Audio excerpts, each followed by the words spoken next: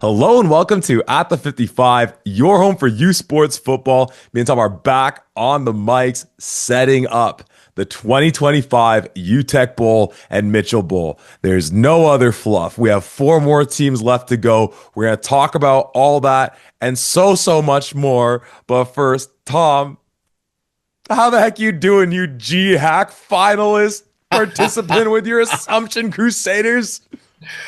Oh man, I am on cloud nine right now. I'm doing so well. For those of you who don't know, the high school team that I've been helping out to coach just won a massive game at time of recording against the Nelson Lords in a GHAC semifinal, and it was a walk-off touchdown. I'm so proud of this team and so proud of all the kids that are there. So it's nice to see, even though our university teams haven't been doing so well, the high school team that I'm coaching on at least has been doing well. So I'm been pretty happy about that. Incredible. And while Tom has been flourishing at the high school sports level, I've been getting hit in the face with baseball. So for those watching on YouTube, that's what the shiner's for right here. Like we said, there's really not much else on the esports landscape to jump into other than these two games themselves. And we'll talk about the Uteck Bowl, then we'll get into the Mitchell Bowl. But jumping ahead to the Mitchell Bowl first and foremost, U Sports and the Saskatchewan Huskies put out some press releases today to explain the absence of Anton Ammonrood. Tom, I don't know if you have it in front of you, but I'll pass it over to you to go over why we've been missing number 11 on the field for the green and white. Yeah, Anton Ammerud has been an incredible athlete, and what he's been able to do has been just fantastic. But we found out earlier today that he is dealing with lymphoma, a very curable but still dangerous form of cancer.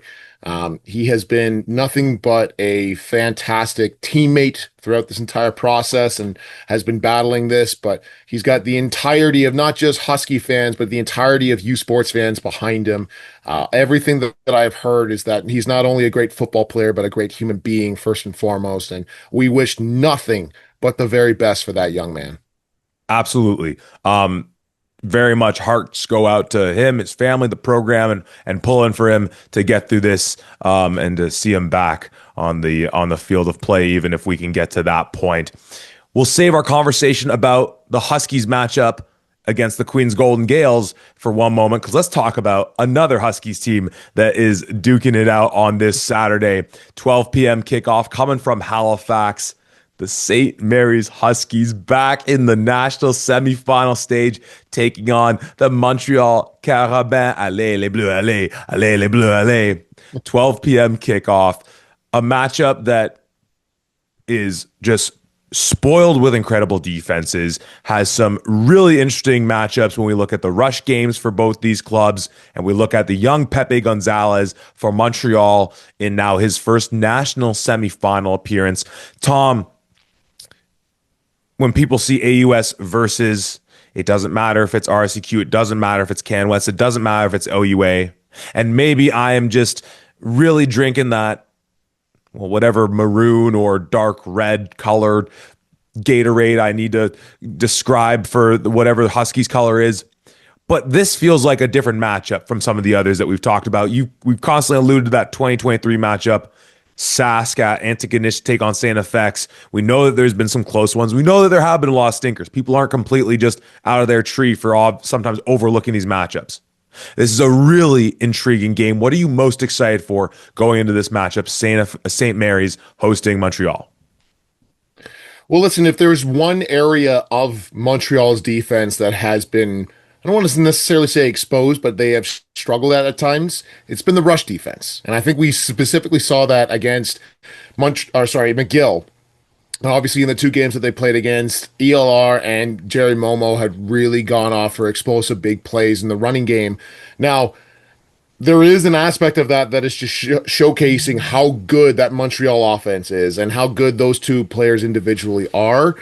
But there are still gaps, there are still holes there that those guys were able to break through. And this is a St. Mary's team that was number one in the AUS in rush. And even on the year so far, is averaging just over 160 rushing yards per game and 21 touchdowns on the ground.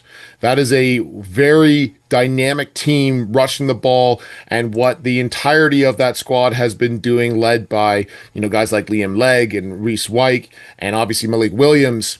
I think that if there was ever going to be a time where a AUS team could potentially beat an RCQ team, I think this is a very good aspect of that. Not only talking about how their strength is running the ball and that Montreal has kind of struggled in that at certain times, but we've said this all year. I really think that St. Mary's defense is legit. I think that they're going to cause some headaches for that Montreal Carabin, and we'll have to see how well they're able to execute on both sides of the ball. Obviously, when it comes to the passing attack for St. Mary's, Shibley's shown some promise earlier on in the season. Clearly, if you're going to do just a quick snapshot of what's defined this season for them, it is a hard-nosed lockdown defense with a strong running attack. When he's got guys like Cherokee Robinson as well to throw the ball around too as well, though, it opens something up, though, to see if they can maybe open up another component of that offense. But yeah, this defense, and again, anchored by guys like Callan Edwards, anchored by guys like Ryan Butler, the way these guys turn the ball over, and like it has that feeling of what Regina was last year, taking on Laval in that national semifinal game. Now, to Montreal's credit, to Montreal, there's so many things that are deserving of credit. That not Dunsmore Cup anymore, the Dussault Cup.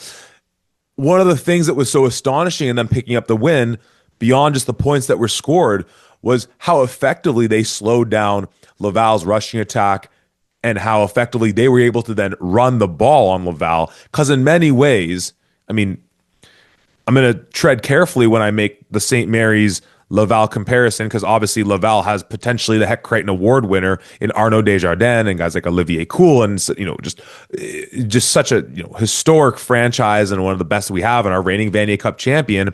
But that aspect of a team that, as you said, Montreal is shown to be susceptible a little bit with those McGill matchups in the run defensively.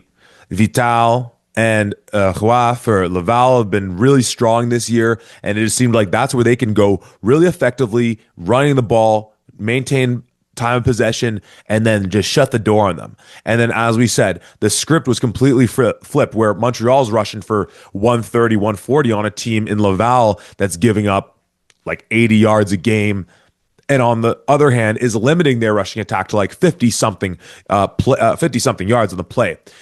That game finally did get posted. I didn't get a chance to go through the whole thing, but how much of that is maybe a matchup piece? Is that Montreal, many of these players are still part of that backbone of that 2023 defense that was all world. So it's not as if it's just like they needed time to really find themselves. Is it a bit of the matchup, the fact that it was the third time them facing off with Laval, to be able to maybe correct some of those things where they had gotten beat both literally and just sort of in terms of other teams finding success about them? Or do you find it more so as just they've just truly tightened up as a defense overall? Yeah, I think that this was a defense. Once again, you talk about the connection to that 2023 year where Montreal obviously won the Vanier, and the literal historic defense that the Carabin had in that year. There's a number of guys on this team that were on that team or on that defense, and I think that a big portion of this game, the fact that that was the first time since before COVID that a team had won the Dussault or the Dunsmore Cup who was not at home, not the home team. So in previous years, every single home team, that's the winner of the Dunsmore, now the Dussault. The fact that they were able to get that done in Quebec City with all of the fans that were there, I think is a huge testament to the fact of a lot of those players, including guys like Harold Misan and the rest of that defense, had been in the big games before, had been in the Vanier Cup before, had known what to experience in that regard, and didn't blink, and were able to continue on and truly showcase what that means and what that looks like. And even you start talking about, the idea of flipping the script and what they were doing. Yes, the team rush totals are, over 100 yards, whatever. But Lucas Diemble He finishes 9 attempts for 68 yards, and even his long of the day is 19. So you take away that long, he only finishes with around 50 yards of rushing. And that's very typical to where I would normally expect the Laval defense to be, especially in that front seven. Their next highest rusher is Pepe Gonzalez himself. And even though it says 4 attempts for 22 yards, his long of the day was 21 yards. So a couple of decent runs on that, and that skews obviously the rushing stat that's up there. So I think that this was a great victory by Montreal, but I think really led by the veterans that they have on defense, and then ironically the freshman quarterback that they had that just played lights out. And you mentioned Dembele's name as far as what he was able to do in that one. Rushing the ball has also played into a factor in their passing attack as well, which is such a nice thing for a young quarterback when he knows he can just dump it off to his running back or, if it's a tight end body. And when we look at this passing attack, and you had that great interview with Tam from the Montagnard, and thinking about this lineup, especially when they're fully healthy, which they do seem to be now, of Leclerc, of Dosso, of La Rose, and then, of course, adding in Dembele as well into the backfield.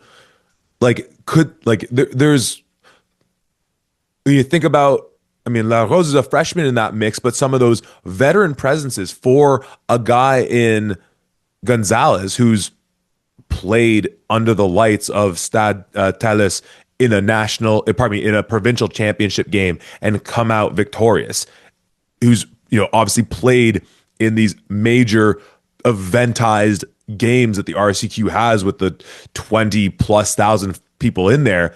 But then on top of that, having such a mature and effective passing attack or really skill position group around him, like it really is, when you watch him, he plays it always just blows your mind that he is a freshman player because of the maturity, the way he's comfortable just dumping it off to Dembele, but then having these veteran receivers around him. It's a receiving core that, as you've talked about, and in your conversation with Tam, have really highlighted.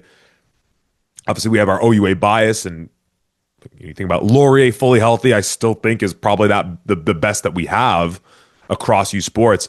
But a receiving core not to be undersold in terms of what they can really do, even in a conference where sometimes you don't get those explosive offensive outputs. But clearly, as we saw in the Dussault, these offenses are ready to pop at any moment. Yeah, I mean, when you look at what Pepe has been able to do this year, and even in that game against Laval, 27 for 37, 288 yards, 2 touchdowns, no interceptions. Like, that's a phenomenal game against what is always an outstanding defense by the Roussillons. And you look at the top two receivers here, Enrique James Leclerc, 11 catches for 136 yards. Hassan Dosso, 7 catches for 89 yards. Those two guys are very clearly the favorite targets consistently by Pepe Gonzalez. Everybody else finishes, a couple guys, Brandon Gorgon with 3 catches, and Nathan Giraud Langlois with 2 catches. Everybody else that caught the ball was just once. And so you look at the outstanding production that the two of those guys have had all year, and that's really where, some of the best high-flying action comes from in the passing game. And the run game is nicely complemented as well. Obviously, you need to be able to establish the run. You can't just be a one-dimensional team, especially going into a national semifinal like this. But it's very clearly Pepe Gonzalez, Enrique James Leclerc, and Hassan Dosso that have been the heart and soul of this Carabin offense. And we're going to need to see a really outstanding performance by this St. Mary's Husky team. Now, the nice part about this is that when you look at this defense anchored by Ryan Butler, defensive back, he leads all of U Sports in interceptions with 6 on the year. This is a ball hawking team. This is an outstanding defense in what they're able to do, and they are going to need every single ounce of energy in order to potentially upset the Carabin. And interceptions is, frankly, when you think about the year, Shibley had the biggest, frankly, black mark on his season. When you look at just comparing him to Pepe, he doesn't have the attempts to begin with. He doesn't match in the total number of touchdowns thrown. As far as yardage, in terms of average per game, in terms of cumulative yards, it's not all that much different. And obviously, for St. Mary's, their rushing attack, as you already highlighted, with Malik Williams, with Liam Legg, is obviously where they're most foundational. I mean, just like Malik getting 14 touchdowns on the year is magnificent, as we saw obviously in that Loney Bowl. A lot of times it's short yardage situations where he's just punching it across the goal line. But the point rests nonetheless. A team that, as we talked about, starts on their, starts with the run, works outside of there. So again, I say all that and saying that, not to all of a sudden say that a guy who threw, I forget, I just had the number in front of me, 7 interceptions on the year, to all of a sudden say, well, you know what, just clean that up and you're good, because you got guys like Nicholas Roy, you got Elijah Creme, ball hawking around. And we obviously saw Creme with the play of the game when Laval Montreal first duked it out, picking off Desjardins, taking it to the house, the score that ultimately was the difference in that one. So it's not as if you can just say, that 9 touchdown, 7 interception, ratio from Shibley. Hey, if we can just cut down those interceptions, the numbers are what the numbers are. And yes, there's a really strong Bishop's defense that he's going up against a few times this season. But overall, we know there's not world beaters. Yes, Owen Watrick for St. FX, terrific season that he had. So that's a bit of the concern. But again, the recipe for the upset, and we'll make our picks soon. The recipe for the upset is control possession, grind out the clock, dominate on the ground. And as is so often the case in football, we always get to this point. And admittedly, I don't have as good a read in the trenches when it comes to the St. Mary's team. The thing that, like, put aside the Pepe Shibley comparison, put aside comparing Dembele to Malik to Legg, put aside comparing all those receivers on both sides of the ball, in the trenches, to me, is where I would just, again, to the extent that we've been following these conferences and trying to get as into the nitty gritty, where I would imagine it's going to fall Montreal's way, because we know that that's where the RSCQ always ends up being the most dominant, is on their offensive and defensive lines. Yeah, certainly. When you're looking at what they had to do in order to get to this point and who they had to go through, Montreal obviously having to beat Laval in order to get there, you have to do that. And we've always mentioned it. The way that you get out of the RSEQ is through great defenses. And when you look at defense here, Montreal is 3rd in the country, only giving up 16 points. Number 2 is Laval with 13.8. So you can talk about how incredible that is on the defensive side. They're Montreal, 342 yards per game, 200 in the air, 137 on the ground. Like, this is a very stout defense. But I listed 2 and 3. Number 1 are those St. Mary's Huskies. 8.9 points per game they are giving up. 286 yards total, 189 passing yards to 97 rushing yards. 17 interceptions, that leads the entirety of U Sports, along with 4 fumble recoveries, 17 sacks, and a touchdown on the year. When we say, folks, that we really think this St. Mary's defense is legit, the numbers are there that showcase what they're able to do. And yes, you can say, oh, they played in the AUS, like those numbers can whatever.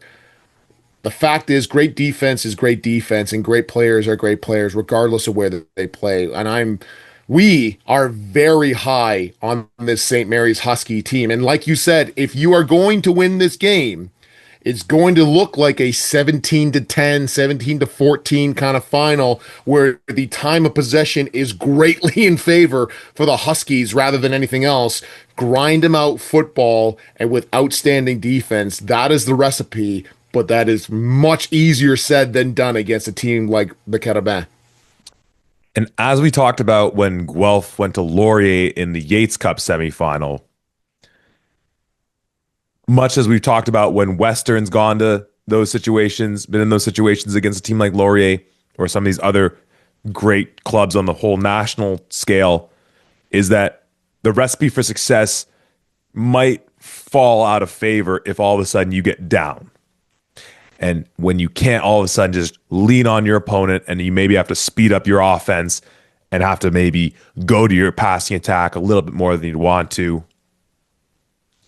But doggone it, they got a professional head coach in Steve Samara. I'm certain the game plan is tracking with them, some of these things that we're saying. And I just know that even in a close game, I'm going to regret not going with the dogs. So give me St. Mary's at home, picking up the win and punching a ticket to Mosaic in Regina for the first visit to the Vanier Cup since them same dogs did it. Doggone it, what, 18 years ago? You know, maybe it's a pick with my heart. Maybe it's not wanting to see another RSCQ Vanier Cup champion, and there's obviously other roads that can lead to that outcome not happening. But let me guess, St. Mary's at home on this one. Dogs all the way. Oh man, I love the pick so much. When you look at both these squads, again, we've talked about it, how excited we are for St. Mary's and potentially to see the AUS back in the Vanier Cup. It's been since 2007 since we saw representation from the AUS. That was this St. Mary's Huskies team, and all of the factors and all the pieces that lead into this. I'm going with the Caravan to win this one. Pepe Gonzalez, Henri James Leclerc, and Hassan Doso, along with an unbelievable defense, get the job done in Halifax, and they punch their ticket to Regina. Hey, maybe that baseball I took to the head did more than just give me a black eye. Maybe I got a bit of a conky going right here, but no, give me the dogs. I hope it's the defensive battle that we're looking for it to be, kind of like what we saw in the Hardy Cup from Regina. Again, I think there's a good comparison with those two teams there. Let's take our talents out to the prairies. Saskatoon, host of this year's Mitchell Bowl, the Queens Golden Gales, taking their tricolors on the road to take on your 2025 Hardy Cup champion, Saskatchewan Huskies. Tom, this is a matchup that, much like when we were going into that Yates Cup, we can look at, obviously even with Jake Farrell at quarterback, and at this point, going back to our, Amandrew missing time, that was week 5. At this point, Farrell's played pretty much a whole U Sports season at this point. We can talk about him being young. We can talk about, just by proxy in comparison to Anton, him being the weaker quarterback, if you will. No shot against him, but obviously Anton, when he was playing, was arguably the best we had going in Canada. Riker Frank, MVP possible Heck Crichton, Daniel Weeb. But there's so many of those same things that we were saying about Laurier with a guy in Cal Wither, maybe the best that we have in Canada right now. A running attack, not necessarily a single running back, but a running attack that's as good as anyone else. And with an MVP, possible Heck Crichton, award winner at receiver. Now, of course, Ethan Jordan didn't suit up for that one. And frankly, I think we undersold that impact going into that game. And I think the impact of him not being there, not to take away from Queens' victory, I think was felt in how it, I'll say, limited a little bit of what Coach Galloway could do and played into Queens' hand. Man, oh man, though. Not to say that we've needed more evidence to truly believe in this Queens team, but from what we saw out of that defense last week against, yes, an Ethan Jordanless Laurier Golden Hawk team, but still one of the best offenses we know that U Sports has to offer. With that secondary that can shut him down, with Justin Pace and those boys up front, Eric Johnson, Stephen Capay, Baldwin, who's having just this incredible playoff run right now.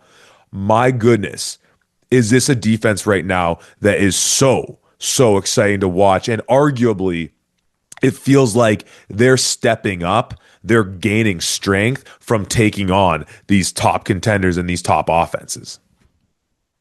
I mean, yeah, when you look at even both squads on either side, dominated by outstanding defenses. I mean, you look at obviously what Queens was able to do in that game against Laurier, and a truly just historic domination on the defensive side, especially in that first half. And for as good as that offense is with Saskatchewan, for everything that Daniel Weeb and Riker Frank and Anton Ammonroot and now Jake Farrell have been doing here, a defense led by Seth Hundeby and Charlie Parks and what they've been doing have been truly outstanding. I mean, you look at some of the numbers here, even on the offensive side. This is a Saskatchewan team that has been averaging 434 yards of offense. And for everybody that has been saying, I don't know about Queens' offense, what they did against Laurier, blah, blah, blah. This is a Queens Gale squad that is averaging 499, almost 500 yards of total offense. But those defenses, like we mentioned, have just been outstanding. We mentioned Montreal and St. Mary's close behind them. Saskatchewan, 17.9 points per game, 291 yards in the air, 118 on the ground, 7 interceptions, 18 sacks, 2 touchdowns, and 6 fumble recoveries. Both of these squads are built to play outstanding defenses, and with two offenses that can explode at times, man, this is going to be such a phenomenal Mitchell Bowl. I can't wait for it. You mentioned Seth Hundeby, you mentioned Charlie Parks, arguably more importantly, and we know that Queens on their offensive line, have some incredible tackles with Kyra on the one side and just blanking on and Nicholas Henning on the other side. And Parks kind of has that versatility where I feel like they can kind of slide him in wherever. It's that interior, though, and not really to take shots at the Queens, interior line. But we obviously saw them having some trouble last week with, Marcus Tenney. He's obviously one of the best D tackles that the OUA has to offer. And some of the pressure that Laurier was establishing up the middle. And frankly, again, though, Queens defensively held their own against a good Laurier O-line, but an O-line that was nonetheless banged up. This is a big, mean Saskatchewan Huskies O-line that they're dealing with. And again, Johnston was someone that we saw a little nicked up against Windsor. We saw towards the end of last week in the Yates Cup, him having to come out a little bit. And then seeing obviously the way that they're using a guy like DJ Ryan to bring him down onto the line to add in that fourth man. Number one, does this seem like a no-brainer? We saw McManus use a bit more of that 40 front against a Laurier team that, again, air raid offense aside, they knew that they were going to be limited in using their 5R sets. Parcelidis was in the game a whole bunch more. All right, clearly it's looking like you're going to run. Let's load up a little bit more on the front line. Does that seem like a given to you for this one with the threat of Frank behind that big O-line for Saskatchewan? And just generally speaking, does that matchup of where these teams line up in terms of those interior O-linemen and how we saw Vrikin sometimes forced to be able to escape the pocket and perform some, I don't want to say miraculous because that undercuts the fact that he just has the ability to do those types of things, but does that maybe put them in a situation where we could see repeats of last week where he's having to be off platform and kind of make some plays with his feet to then get the ball out? Yeah, I think that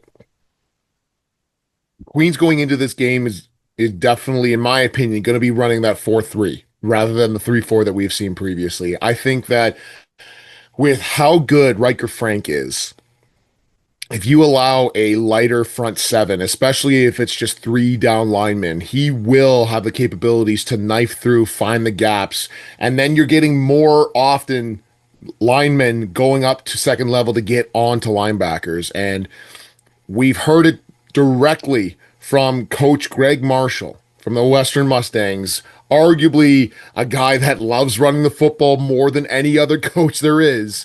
The fact that he has said that Coach Scott Floria and this Saskatchewan Huskies team runs zone better than anybody else in the country, you have to understand that it takes a very specific kind of running back to be able to run zone.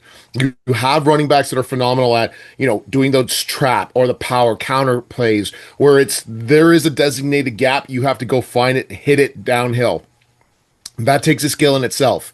But the zone runners are so dangerous because they're not just going to a certain spot. They're finding the gaps. And when there's less, pressure up front for them to deal with, that makes those gaps a whole lot bigger. And when you've got those big boys, those big Huskies up front, going up to second level at linebacker, that's going to make it all that much more difficult. So I imagine that Queens is going to come out in that 40 front as best as possible, trying to keep their star in 44, Justin Pace, as clean as possible so that he's able to scrape across and make big plays like he does in every scenario here. Even when you start looking at, of course, in the back end, you talk about a guy like Daniel Weeb, you talk about what Riker Frank can even do out in the ends as well, even Tyrus Flory and all that. This is a Queens team that, while they didn't have to go up against Ethan Jordan this time, they did when they first played in the regular season. And they know what an all Canadian, all star, one of the very best, potentially the best players that we have in U Sports looks like. I think that while Daniel Weeb is still going to do some really great things here, I don't think that he's just going to be able to set up shop and do whatever he wants against a Queens Gale squad that we've been talking about could potentially be the greatest defensive secondary we have in U Sports. This is going to be a hell of a challenge for them this week and to really prove that. And with that rush defense that Sask brings to the table, and it's a rush defense that's giving up 118 yards on the ground. That's phenomenal. And a linebacking core with Hundaby and with Goldstone that just are racking up tackles left, right, and center. A Queens team where we know that at their best, they're able to establish their run, work that run to screen game, be able to get Vreekin on the run, and be able to just take some of those shots if teams are starting to press them a little bit on playing that run to the pass. We saw last week they struggled a little bit getting the run game going. Obviously, we love that they stayed true to it to be able to not allow Laurier to think them a one-trick pony or anything like that. It keeps those options open when you know that your opponent knows that you're willing to operate within sort of any capacity of your game.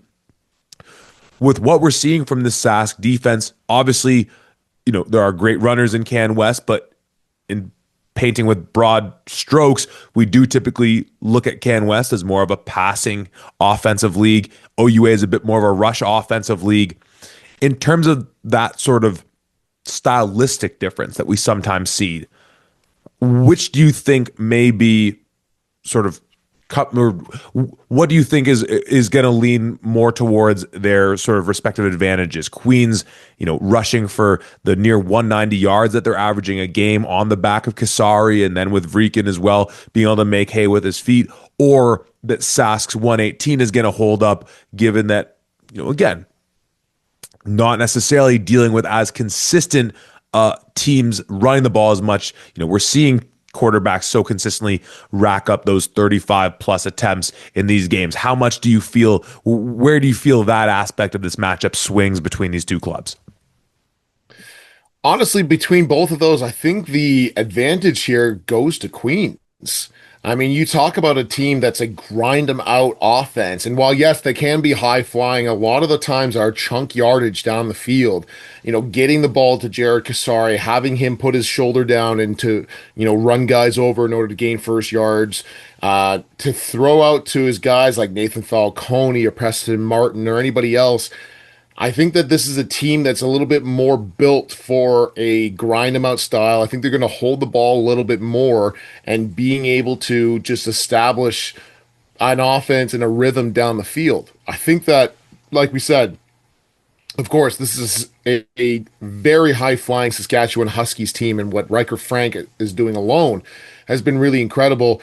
I think, at least initially, they're going to go up against a stone wall of a defense that Queens has, and they're going to have to constantly punt the ball away. And I think with Queens offense, with the ability to go down the field in chunk yardage and really eat up clock and to hold the ball, I think that they're going to have, I give the advantage here to the Gales in that I think that Vreekin's going to make smart decisions. I think he's not going to really try to force this by any means. Let's not forget that our guy and Sue Lattimore is also another one of those Canada West All-Stars, and he's been fitting in really well with this Huskies defense.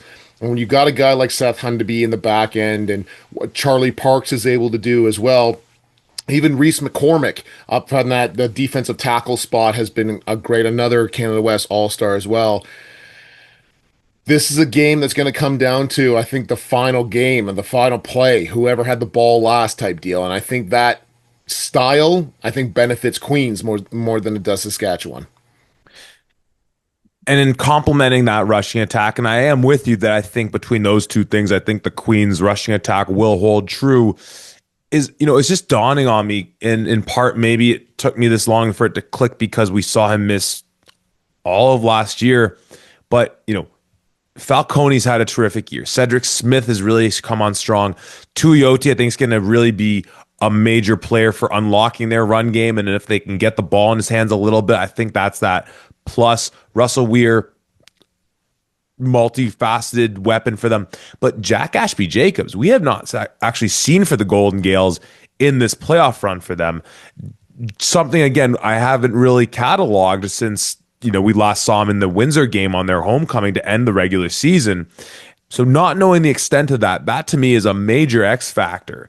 That if he adds that in, Falcone obviously is that bell cow of that offensive passing attack from the receivers, but it's not like a major, this is clearly the guy who all the targets go to. Like, he's racking in 31 receptions on the year, the 9 touchdowns, which is huge. But Cedric Smith's there with 28. Tuioti's got 21 as well. Ashby Jacobs sitting there at 19, Russell Weir at 17. So again, a nice mix of them being able to spread the ball out on the ground. It's Kasari. There's no question about that. But I think what makes them the most versatile is them being able to spread it out a little bit and being able to not have anyone locked in. Obviously, the connection that Vreekin has with Falcone is immaculate nonetheless. But that's something that's just kind of dawned on me, Tom. I don't know if we've talked about that. Talk about a lot of football. It's easy for it to slip our minds. Is that something that you had caught wind of, we've talked about, or do you have any sense of what that might be about with 18 being on the lineup for a bit? I don't have a sense of that. I'm not quite sure what the status of Jack Ashby Jacobs has been. And honestly, to their credit, I mean, this is a Queens receiving core that has really continued to step up in that setting, and probably why we haven't necessarily noticed it right off the hop here. But I think that the nice part about this, obviously Nathan Falcone and Cedric Smith, like all of these guys are good, but I wouldn't say that they necessarily have like this unbelievable all-star, oh my goodness, have to look out for this guy. And I don't mean that as a slight to Queens. I think that actually means that it's not like Saskatchewan can just come into this game and be like, okay, no problem. We're just going to solo in on Nathan Falcone and we're not going to allow him to beat us. We'll just, whatever else. You have to make sure that you are guarding everybody because once again, this is a guy in Alex Vreekin that is continuing to play some of his very best football that he has and is great at spreading out the ball. Cedric Smith with 5 catches, Jarek Kasari with 3 catches, Falcone with 4, Logan Walton with 3 in the last game against Laurier, constantly spreading the ball out, not allowing you to just hone in on one guy is really where the heart of this Queens offense is kind of taking off from. We've seen some of the passing routes that are there. We saw that phenomenal, power read where if that linebacker doesn't pop out, if he does pop out, you hand the ball off. If he stays in the box, you throw it out to the wide receiver screens. And even the 3 catches that Jarek Kasari has there, they're semi-broken plays where Vreekin just finds the check down and allows Kasari to just go out in space and really do his thing. So I think this is a Queens offense that can be really multifaceted with who they get the ball to and how they do it. And that means that Saskatchewan can't just key on one guy. Well, it's funny because the inverse of that is Saskatchewan's offense, because it's Daniel Weeb by a mile in terms of the production for that offense. And I think, Farrell coming in there, young quarterback, it only stands to reason that he's going towards his All-Canadian MVP, Heck Crichton nominee in number 2, that much more. And even when you then see Riker Frank third on the team in their receptions, and again, they use him not just as check downs, going through your reads, 1, 2, 3, etc., but having him on, whether it's like a rail route or a wheel, anything of those variations. But this is to me going to be a massive example where for Sask on this day, again, with how good Queens' defense is playing right now, just to go back to that part of the matchup, I'm looking at Dawson Lene. I'm looking at Thomas Jewell. I'm looking at former Western Mustang Daniel Kabongo. Who's Mhm. going to be that next guy to step up? Because we've seen Logan Walton make big plays for Queens in high leverage games. Like we have seen Cedric Smith really show up big for them. Like we have seen Russell Weir have these big moments for them. And again, being more locked down on the OUA, I'm certain our Husky fans out there are listening and saying, well, you weren't there for the game that Thomas Jewell had his touchdown, or you're seeing all these things. And I'm sure they're right, absolutely.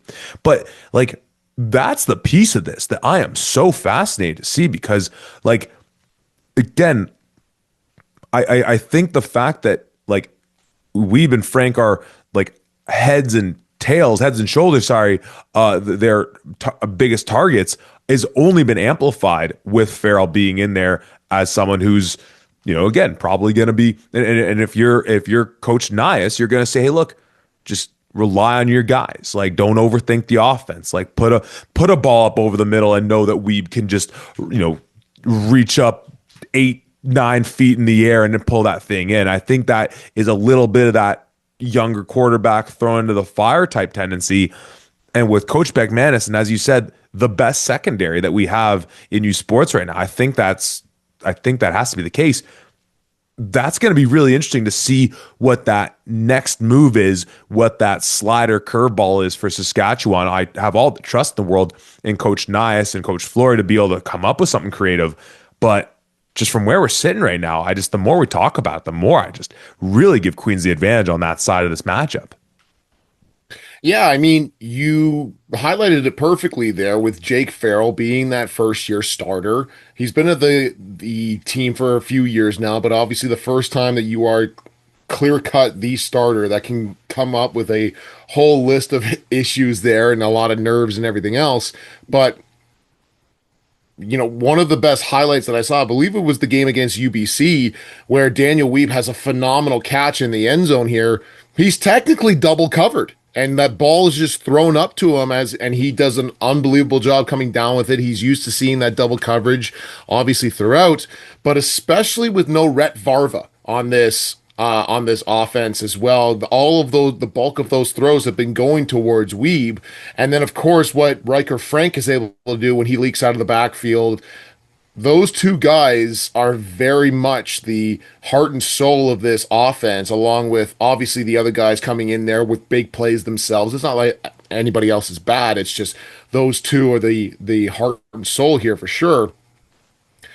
Even getting something along the lines of like, I have to imagine that Ashton Miller Melanson will be a very big part in covering Daniel Weeb and what he wants to do.